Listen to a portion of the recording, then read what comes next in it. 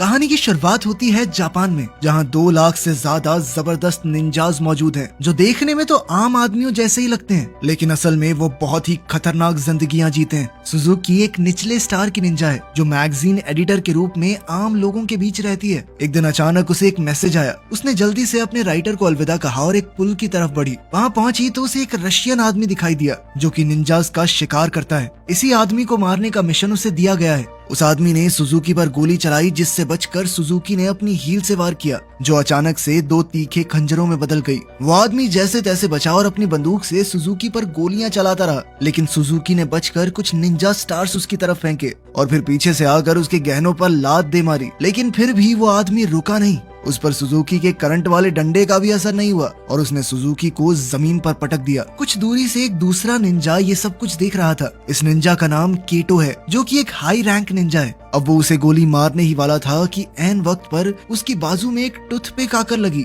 जैसे ही उसने पलट कर देखा तो एक लड़का उसकी तरफ भागता हुआ आ रहा था। ये भी एक निंजा है जिसका नाम है कुरो।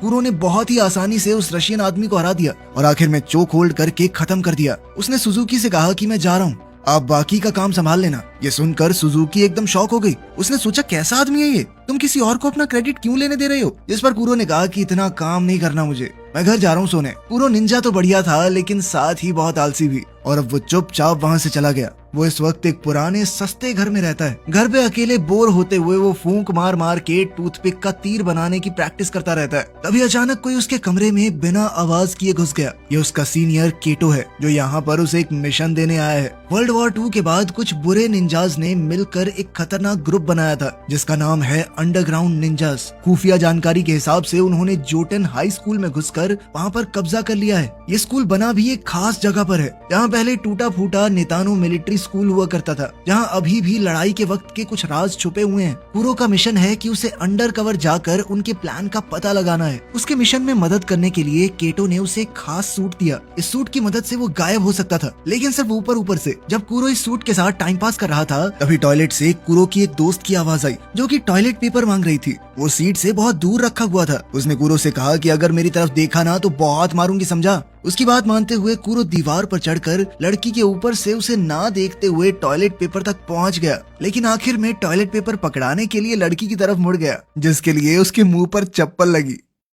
अगली सुबह कुरो जोटैन हाई स्कूल पहुंचा। जब उसे पता चला कि उसे एंट्रेंस एग्जाम देना पड़ेगा तो वो बहुत ज्यादा परेशान हो गया। उसने एक बार के लिए तो सोचा कि क्या ही करना है, मिशन पूरा करके छोड़ ही देता हूँ, लेकिन फिर उसे केटो का डर सताने लगा। अब वो सोचने लगा कि आखिर एंट्रेंस एग्जाम कैसे पार करूँ। अपने थकान भरे लेकिन खूबसूरत चेहरे के साथ कुरो ने जल्द ही नोगुची का ध्यान खींच लिया, जो कि एक स्टूडेंट है और दोबारा से एग्जाम दे रही है। क्लास में घुसने के बाद कुरो ने नीचे देखते हुए क्लास का एक चक्कर लगाया और फिर नोगुची के पास जाकर बैठ गया। उसे यकीन था कि ऑर्गेनाइजेशन के लोगों ने कुरो के पास होने की तैयारी पहले से कर रखी होगी। उन्होंने फर्श पर रंग बिरंगे चावल के दाने से आंसर की बनाई हुई थी। जैसे ही कुरो ने आंसर लिखने शुरू किए, नोगुची जोर से चिल्ला पड़ी। उसे लगा कि फर्श पर पड़े वो चावल के दाने किसी तरह के कीड़े हैं। टीचर ने कहा कि अगर तुम्हें दिक्कत है तो इन्हें साफ कर दो, लेकिन कुरो ने सोचा कि भाई कुछ तो करना पड़ेगा। उसने अपनी इरेजर नीचे फेंकी और उसे उठाते हुए बड़ी सफाई से एक पेपर बॉल स्ट्रॉ में भर के नोगुची को मारी, जिसके बाद वो चिल्लाने लगी कि अभी किसी ने मुझे छुआ। वो तो सर को ही ठरकी बुड्ढा कह के बुलाने लगी, लेकिन मास्टर जी ने कहा बेटा देख, इतने लंबे हाथ तो नहीं है मेरे। उनकी बहस के बीच कुरो ने जल्दी से एक के बाद एक पेपर भरने शुरू कर दिए, लेकिन इससे पहले वो मैथ्स का पेपर कर पाता, वो टीचर नोगुची को संभालने के लिए उसकी तरफ बढ़ा और साथ ही पैर रख के वो चावल के दाने भी हिला दिए। अब कोई रास्ता था नहीं तो कुरो ने अपनी एक्टिंग की मदद ली और वहीं बैठे बैठे सुसु कर दिया। फिर उसने रोना शुरू कर दिया कि मैं तो एग्जाम के लिए इतना डर गया था कि मैंने गलती से बहुत सारा पानी पी लिया। जिसके बाद टीचर ने उसे चुप करवाया और कहा कि एग्जाम सिर्फ नाम के लिए है, अगर तुम खाली शीट भी छोड़ दोगे तब भी तुम्हें पास कर देंगे, ठीक है? कुरो स्कूल के बारे में जानकारी हासिल करना चाहता था, तो वापस जाते हुए उसने नोगुची का इंतजार किया और दोनों साथ चलकर घर जाने लगे। कुरो का घर पहले आ गया तो उसने नोगुची से कहा कि आओ कभी हमारे गरीब खाने पे। नोगुची थोड़ा हिचकिचाते हुए मान गई और दोनों उसके घर की छत पर पहुंचे। उनकी बातचीत के दौरान नोगुची ने बताया कि क्लास में कुछ शरारती बच्चे हैं, वो हो सकता है तुम्हें परेशान करें। एडा नाम का मेरा एक दोस्त है, उसे उन्होंने इतना परेशान किया कि वो क्लास आना ही छोड़ गया। साथ ही उसने बताया कि हमारे स्कूल के नीचे काफी खुफिया टनल्स हैं, जो वर्ल्ड वॉर 2 के समय के एक खास मिलिट्री बेस तक जाती हैं। कुरो समझ गया कि शायद अंडरग्राउंड निंजा ग्रुप इसी मिलिट्री बेस के पीछे है, जब सूरज डूबने लगा तो नागुची ने कहा कि मुझे अब घर जाना चाहिए, लेकिन अचानक ही वो छत से फिसल कर गिर गई। पर उसके नीचे गिरने से पहले ही कुरो ने छलांग लगाकर उसे पकड़ लिया और नीचे गिरकर कुरो के सूट का सेफ्टी फीचर ऑन हो गया, जो कि एक कुशन में बदल गया। नोगुची चिल्लाते हुए खुले मुंह के साथ ही बेहोश हो गई, जिसके बाद कुरो उसे घर छोड़ाया।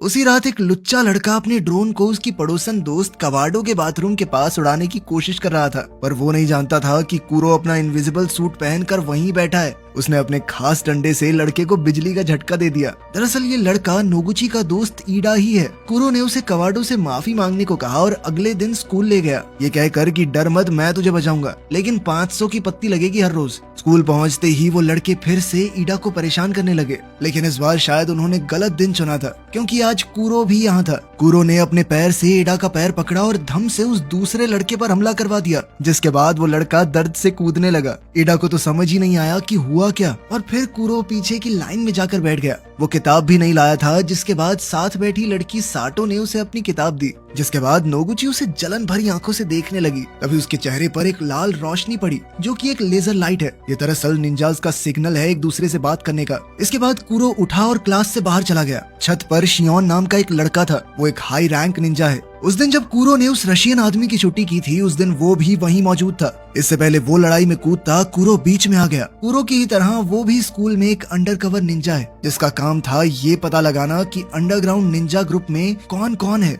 उन दोनों के साथ साथ एक और निंजा है जो यहाँ पर भेष बदल कर रह रहा है। वो इस वक्त स्कूल का डिसिप्लिन डायरेक्टर है। उसने कुरो को क्लास के बाद बॉयलर रूम में मिलने को कहा और फिर वहाँ से गायब हो गया। तभी कुरो ने देखा कि ईडा फिर से मुसीबत में पड़ गया है। वो अपने ऊपर का शरीर गायब करके एक बक्सा मुंह पे पहनकर वहाँ पहुंचा और उन लड़कों में से एक ने कुरो को लात मारी ये जानने के लिए कि वो कौन है, लेकिन उल्टा वो खुद ही नीचे गिर गया। कुरो ने पहले उसकी गेम बिठाई और फिर एडा के पीछे खड़ा होकर उसके हाथ पकड़ लिए। उसने एडा के हाथ से ही दूसरे लड़के को जबरदस्त मुक्का दिया ताकि स्कूल में कुरो का नहीं एडा का नाम हो। इसके बाद कुरो बॉयलर रूम में डायरेक्टर से मिलने पहुंचा। डायरेक्टर ने अचानक पीछे से एक तलवार निकाली और कुरो पर हमला कर दिया। वो दोनों एक दूसरे को अंडरग्राउंड निंजा ग्रुप का मेंबर समझ रहे थे। कुरो ने डायरेक्टर के हर एक वार का जबरदस्त जवाब दिया। जब उसे पता चला कि डायरेक्टर अंडरग्राउंड निंजा ग्रुप से नहीं जुड़ा हुआ, तो उसने कहा कि पीछे हट जाइए, हमारी सैटेलाइट ने आपके ऊपर निशाना साध रखा है। अगर मैं चाहूँ तो 1 सेकंड में खत्म कर सकता हूँ आपको। लेकिन डायरेक्टर को लगा कि कुरो बकवास कर रहा है। उस जैसे लो क्लास निंजा के पास सैटेलाइट का एक्सेस हो ही नहीं सकता।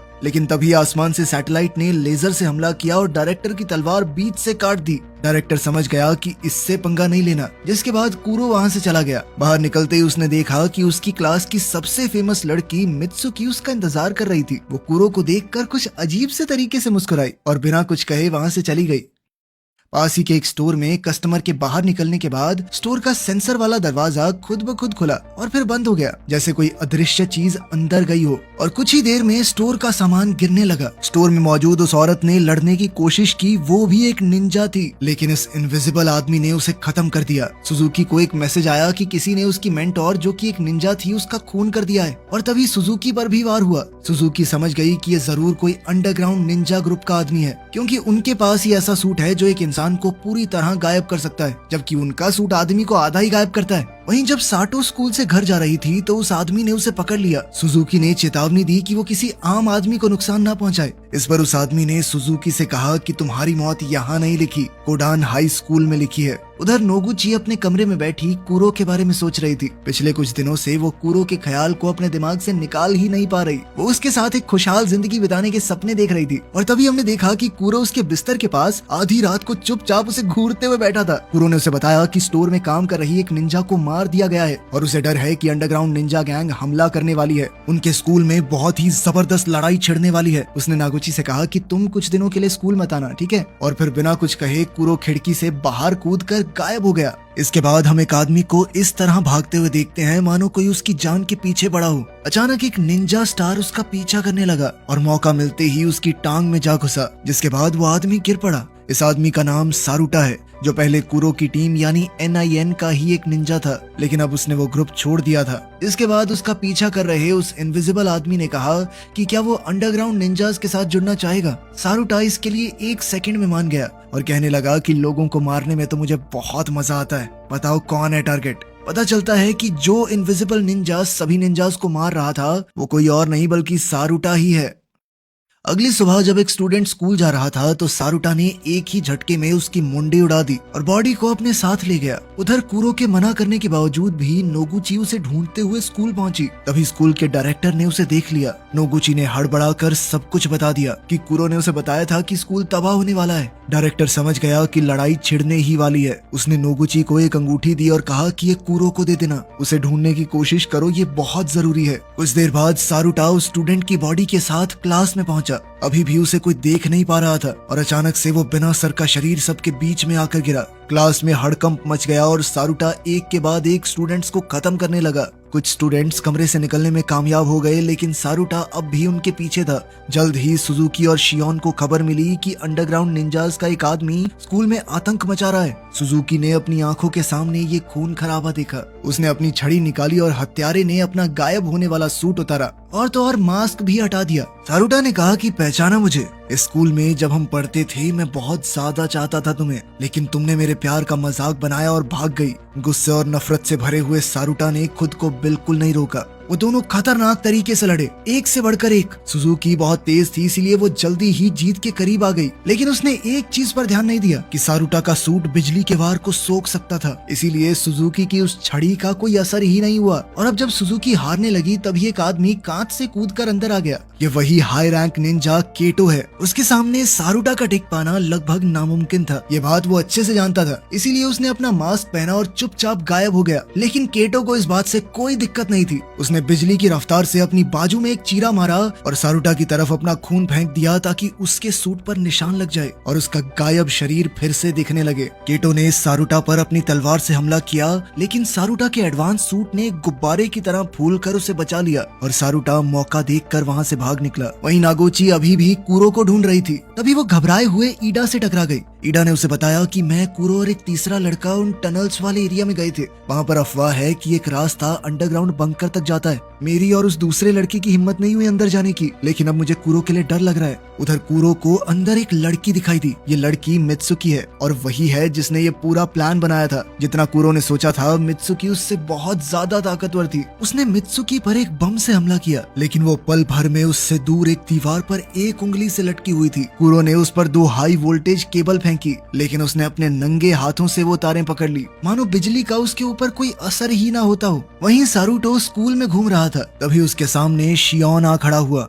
उसने अपनी तलवार उठाई और बहुत ही ज्यादा फुर्ती के साथ सारुटा का मुकाबला करने लगा। शियोन ने बड़ी चालाकी से जमीन पर कांच बिखेर दिया, जिसके बाद उसे पता चल जा रहा था कि सारुटा है कहां पर। साथ ही उसका वो टेडी बियर भी सारुटा की लोकेशन को पिन पॉइंट करने में कामयाब हो गया। उसने सारुटा को एक दीवार से लगा दिया। अब कुछ ही पलों में सैटेलाइट के हमले से सारुटा मारा जाता, लेकिन ऐन मौके पर वो वहां से बच निकला। शियोन उसके पीछे भागा और उसने छत पर सारुटा को पकड़ लिया। शियोन ने अपनी तलवार के वार से सारुटा पर जबरदस्त हमला किया, लेकिन वहां सिर्फ सारुटा का वो सूट था और सारुटा ने पीछे से अचानक उस पर हमला बोल दिया। इस अचानक हुए हमले से शियोन ने बचने की कोशिश की, लेकिन उसकी तलवार 2 हिस्सों में टूट गई। शियोन एक बेहतर फाइटर जरूर था, लेकिन अंडरग्राउंड निंजास के हथियार ज्यादा ताकतवर थे और इस लड़ाई में उसके कंधे पर खतरनाक चोट लग गई। अब घायल और घबराए हुए शियोन के पास अपनी आधी तलवार से बचाव करने के अलावा कोई दूसरा चारा नहीं था। वो हारने ही वाला था, लेकिन तभी केटो ने वहां आकर बाजी पलट दी। उसने अपनी तलवार सारुटा के शरीर के पार करके उसका खेल खत्म कर दिया और आखिरकार शियोन की जान बच गई।